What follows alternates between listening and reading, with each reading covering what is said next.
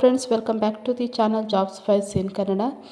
ಇವತ್ತಿನ ವಿಡಿಯೋದಲ್ಲಿ ನಾನು life insurance corporation of India LICಯಲ್ಲಿರುವಂತಹ ಅಸಿಸ್ಟೆಂಟ್ ಅಡ್ಮಿನಿಸ್ಟ್ರೇಟಿವ್ ಆಫೀಸರ್ ಹುದ್ದೆಯ ಬಗ್ಗೆ ಸಂಪೂರ್ಣವಾಗಿ ತಿಳಿಸ್ಕೊಡ್ತೀನಿ. ಅದಕ್ಕಿಂತ ಮೊದಲು ಯಾರೆಲ್ಲ ನನ್ನ ಚಾನಲ್ನ ಸಬ್ಸ್ಕ್ರೈಬ್ ಮಾಡ್ಕೊಳ್ಳಿಲ್ವೋ ದಯವಿಟ್ಟು ಸಬ್ಸ್ಕ್ರೈಬ್ ಮಾಡ್ಕೊಳ್ಳಿ ಮತ್ತು ಪಕ್ಕದಲ್ಲಿರುವಂತಹ ಬೆಲ್ ಐಕಾನ್ ಏನಿದೆ ಇದರ ಮೇಲೆ ಕ್ಲಿಕ್ ಮಾಡಿ. ಇದರಿಂದ ನಾನು ಅಪ್ಡೇಟ್ ಮಾಡುವ ಜಾಬ್ನ ವೀಡಿಯೋಸ್ನ ನೋಟಿಫಿಕೇಷನ್ ಮೊದಲು ನಿಮಗೆ ತಲುಪುತ್ತೆ ಅಂತ ಹೇಳ್ತಾ, life insurance corporation of India ಇಲ್ಲಿ ಅಸಿಸ್ಟೆಂಟ್ ಅಡ್ಮಿನಿಸ್ಟ್ರೇಷನ್ ಆಫೀಸರು ಹುದ್ದೆಗೆ ಅರ್ಜಿಯನ್ನು ಕರೆದಿರುವಂಥದ್ದು. ಟೋಟಲ್ ಹುದ್ದೆ ಎಷ್ಟಿದೆ ಅಂತೇಳಿ ನೋಡೋದಾದರೆ 350 ಹುದ್ದೆ ಖಾಲಿ ಇರುವಂಥದ್ದು. ರಿಸರ್ವೇಷನ್ಸ್ ಎಲ್ಲ ಇದೆ. ಇನ್ನು ರಿಸರ್ವೇಷನ್ ನೋಡೋದಾದರೆ SC ಅವರಿಗೆ ಟೋಟಲ್ 51 ಹುದ್ದೆ ಖಾಲಿ ಇದೆ. ಹಾಗೆ ST ಅವರಿಗೆ 28 ಹುದ್ದೆ ಖಾಲಿ ಇರುವಂಥದ್ದು. ಇನ್ನು OBC ಅವರಿಗೆ 91 ಪೋಸ್ಟ್ ಖಾಲಿ ಇದೆ. EWS ಅವರಿಗೆ 38 ಪೋಸ್ಟ್ ಖಾಲಿ ಇರುವಂಥದ್ದು. ಇನ್ನು ಅನ್ರಿಸರ್ವ್ಡ್ ಅವರಿಗೆ 142 ಪೋಸ್ಟು ಖಾಲಿ ಇರುವಂಥದ್ದು. ಟೋಟಲ್ 350 ಪೋಸ್ಟು ಖಾಲಿ ಇರುವಂಥದ್ದು. ಇನ್ನು ಅಪ್ಲಿಕೇಶನನ್ನು ಆನ್ಲೈನ್ ಮೂಲಕವೇ ಸಲ್ಲಿಸಬೇಕು ಅಥವಾ ಬೇರೆ ಯಾವುದೇ ರೀತಿಯಾದಂತಹ ಆಫ್ಲೈನ್ ಮೋಡಲ್ಲಿ ಸಲ್ಲಿಸುವಾಗೆ ಇಲ್ಲ. ಅರ್ಜಿ ಸಲ್ಲಿಸಲು ಪ್ರಾರಂಭವಾದ ದಿನಾಂಕ ನೋಡೋದಾದರೆ 16/8/2025 ಆಗಸ್ಟ್ 16ನೇ ತಾರೀಕಿಗೆ ಅರ್ಜಿ ಸಲ್ಲಿಸಲು ಪ್ರಾರಂಭವಾಗಿದೆ. ಇನ್ನು ಲಾಸ್ಟ್ ಡೇಟು 8/9/2025 ಸೆಪ್ಟೆಂಬರ್ 8ನೇ ತಾರೀಕಿಗೆ ಅರ್ಜಿ ಸಲ್ಲಿಸಲು ಕೊನೆಯ ದಿನಾಂಕ ಆಗಿರುತ್ತೆ. ಇನ್ನು ಈ ಕಾಲ್ ಲೆಟರ್ನ ಡೌನ್ಲೋಡ್ ಮಾಡ್ಕೊಳ್ಳಿಕ್ಕೆ ಎಕ್ಸಾಮಿಗಿಂತ ಬಿಫೋರ್ 7 ಡೇಸ್ ನೀವು ಈ ಕಾಲ್ ಲೆಟರ್ನ ಡೌನ್ಲೋಡ್ ಮಾಡ್ಕೊಳ್ಬೇಕು. ಇನ್ನು online exam preliminary tentative date ಕೊಟ್ಟಿದ್ದಾರೆ 3/10/2025 ಅಂದರೆ ಅಕ್ಟೋಬರ್ 3ನೇ ತಾರೀಕಿಗೆ ನಡೆಸಲಾಗುತ್ತೆ. ಇನ್ನು ಮೈನ್ ಎಕ್ಸಾಮ್ನ ನವಂಬರ್ 8ನೇ ತಾರೀಕಿಗೆ ನಡೆಸಲಾಗುತ್ತೆ ಅಂತೇಳಿ ತಿಳಿಸಿರುವಂಥದ್ದು. ಎಲಿಜಿಬಿಲಿಟಿ ಕಂಡೀಷನ್ಸ್ ಅದರಲ್ಲಿ ಏಜ್ ಲಿಮಿಟ್ ನೋಡೋದಾದರೆ ಮಿನಿಮಮ್ ಅಂದರೂ 21 ಇಯರ್ಸ್ ಏಜ್ ಆಗಿರಬೇಕು, ಮ್ಯಾಕ್ಸಿಮಮ್ 30 ಇಯರ್ಸ್ ಒಳಗಡೆ ಇರಬೇಕು. ಇನ್ನು ಏಜ್ ರಿಲ್ಯಾಕ್ಸೇಷನ್ ಕೊಟ್ಟಿದ್ದಾರೆ. SC ST ಅವರಿಗೆ 5 ಇಯರ್ಸ್ ಇದೆ ಆ್ಯಂಡ್ OBC ಅವರಿಗೆ 3 ಇಯರ್ಸ್ ಕೊಟ್ಟಿದ್ದಾರೆ. PWBD ಜನರಲ್ ಅವರಿಗೆ 10 ಇಯರ್ಸ್ ಆ್ಯಂಡ್ SC ST ಅವರಿಗೆ 15 ಇಯರ್ಸ್ ಕೊಟ್ಟಿರುವಂಥದ್ದು. ಇನ್ನು OBC ಅವರಿಗೆ 13 ಇಯರ್ಸ್ ಕೊಟ್ಟಿದ್ದಾರೆ. ಅಪ್ಲಿಕೇಶನ್ ಫೀಸ್ ಎಷ್ಟಿದೆ ಅಂಥೇಳಿ ನೋಡೋದಾದರೆ SC ST ಆ್ಯಂಡ್ PWBD ಅವರಿಗೆ ಇಂಟಿಮೇಷನ್ ಚಾರ್ಜಸ್ ಅಂತೇಳಿ 85 rupees plus transaction charges plus GST ಇರ್ತದೆ. ಇನ್ನು ಅದರ್ಸ್ ಕ್ಯಾಂಡಿಡೇಟ್ ಏನಿದ್ದೀರಿ GM ಇರ್ಬೋದು ಅಥವಾ OBC ಅವರಿಗೆ application fees plus intimation charges ₹700 rupees ಇರುತ್ತೆ plus transaction charges plus GST ಇರುತ್ತದೆ. ಇನ್ನು ಸೆಲೆಕ್ಷನ್ ಪ್ರೊಸೀಜರ್ ಯಾವ ರೀತಿ ಇರುತ್ತೆ ಅಂಥೇಳಿ ನೋಡೋದಾದರೆ ಟೈರ್ 3 ಎಕ್ಸಾಮ್ಸ್ ಇರುತ್ತೆ. ಅಂದರೆ ಟೈರ್ 1ನಲ್ಲಿ preliminary exams and tier 2 main exam and tier 3 interview ಇರುತ್ತೆ. ಇನ್ನು ಫೇಸ್ 1 ಎಕ್ಸಾಮ್ ಯಾವ ರೀತಿ ಇರುತ್ತೆ ಅಂತ ಹೇಳಿದ್ರೆ ರೀಸನಿಂಗ್ ಎಬಿಲಿಟಿ 35 ಕ್ವಶನ್ಸ್ ಇರುತ್ತೆ, 35 ಮಾರ್ಕ್ಸ್ ಇರುತ್ತೆ.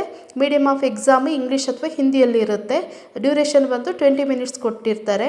ಇನ್ನು ಕ್ವಾಂಟಿಟೇಟಿವ್ ಆ್ಯಪ್ಟಿಟ್ಯೂಡು 35 ಕ್ವಶನ್ಸ್ ಇರುತ್ತೆ, 35 ಮಾರ್ಕ್ಸ್ ಇರುತ್ತೆ.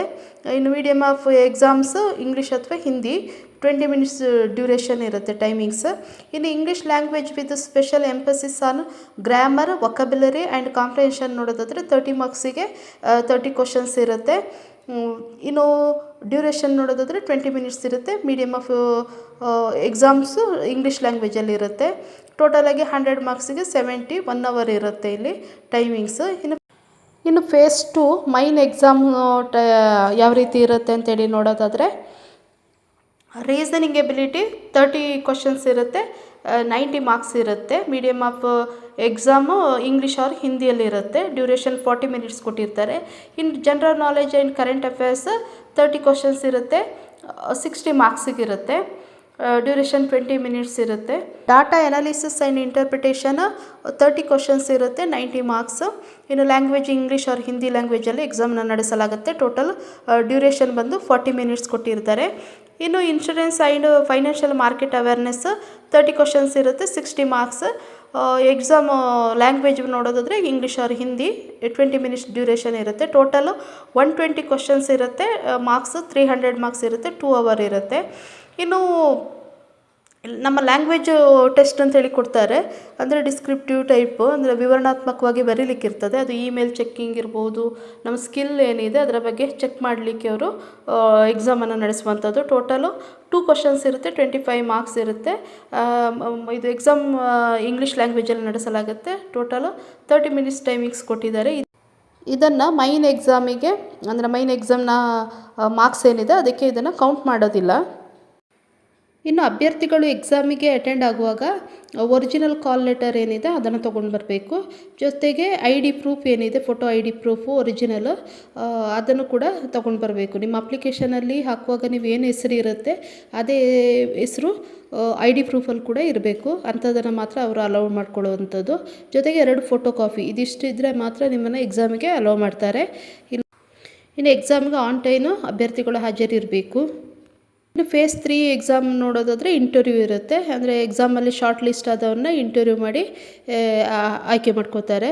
ಆ ಇಂಟರ್ವ್ಯೂಲ್ಲಿ ಆಯ್ಕೆ ಆದವರು, ಶಾರ್ಟ್ ಲಿಸ್ಟ್ ಆದವ್ರನ್ನ ರಿಕ್ರೂಟ್ಮೆಂಟ್ ಮೆಡಿಕಲ್ ಟೆಸ್ಟ್ ಅಂತೇಳಿ ಎಕ್ಸಾಮಿನೇಷನ್ ಅಂತೇಳಿ ಮಾಡ್ತಾರೆ. ಅಂದರೆ ನಿಮ್ಮದು ಫಿಸಿಕಲ್ ಫಿಟ್ನೆಸ್ ಯಾವ ರೀತಿ ಇದೆ ಅಂತೇಳಿ, ಫಿಟ್ ಇದ್ದೀರಾ ಈ ಪೋಸ್ಟಿಂಗ್ಗೆ ಅಂತೇಳಿ ತಿಳ್ಕೊಂಡು ಅದರಲ್ಲಿ ಶಾರ್ಟ್ ಲಿಸ್ಟ್ ಆದವ್ರನ್ನ ಅಪಾಯಿಂಟ್ ಮಾಡ್ಕೋತಾರೆ. ಅಪ್ಲಿಕೇಶನ್ ಹಾಕಲಿಕ್ಕಿಂತ ಮುಂಚೆ ಅವರು ಕೆಲವೊಂದು ಜನರಲ್ ಇನ್ಸ್ಟ್ರಕ್ಷನ್ಸ್ ಇದೆ, ಅದನ್ನು ಓದ್ಕೊಳ್ಳಿ ಕೇರ್ಫುಲ್ಲಾಗಿ.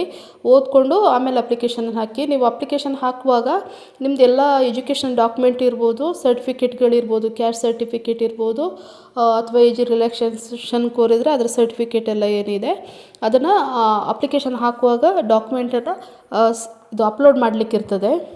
ಅರ್ಜಿ ಸಲ್ಲಿಸಲು ಕೊನೆಯ ದಿನಾಂಕ ಸೆಪ್ಟೆಂಬರ್ 8ನೇ ತಾರೀಕಾಗಿರುತ್ತೆ. ಯಾರಾದರೂ ಇಂಟ್ರೆಸ್ಟ್ ಇದ್ದು ಎಲಿಜಿಬಲ್ ಇದ್ದರೆ ಇವತ್ತೇ ಅರ್ಜಿ ಸಲ್ಲಿಸಿ ಅಂತ ಹೇಳ್ತಾ, ಇವತ್ತಿನ ವಿಡಿಯೋದಲ್ಲಿ ನಾನು LICಯಲ್ಲಿರುವಂತಹ ಅಸಿಸ್ಟೆಂಟ್ ಅಡ್ಮಿನಿಸ್ಟ್ರೇಟಿವ್ ಆಫೀಸರ್ ಹುದ್ದೆಯ ಬಗ್ಗೆ ಸಂಪೂರ್ಣವಾದ ಮಾಹಿತಿಯನ್ನು ತಿಳಿಸ್ಕೊಟ್ಟಿದ್ದೀನಿ. ಈ ವಿಡಿಯೋ ನಿಮ್ಗೆ ಇಷ್ಟವಾಗಿದೆ ಅಂತ ಅಂದ್ಕೋತೀನಿ. ಇಷ್ಟವಾದಲ್ಲಿ ಒಂದು ಲೈಕ್ ಕೊಡಿ ಮತ್ತು ಫ್ಯಾಮಿಲಿ ಮತ್ತು ಫ್ರೆಂಡ್ಸ್ ಜೊತೆ ಶೇರ್ ಮಾಡ್ಕೊಳ್ಳಿ ಅಂತ ಹೇಳ್ತಾ, ಥ್ಯಾಂಕ್ ಯು ಫಾರ್ ವಾಚಿಂಗ್.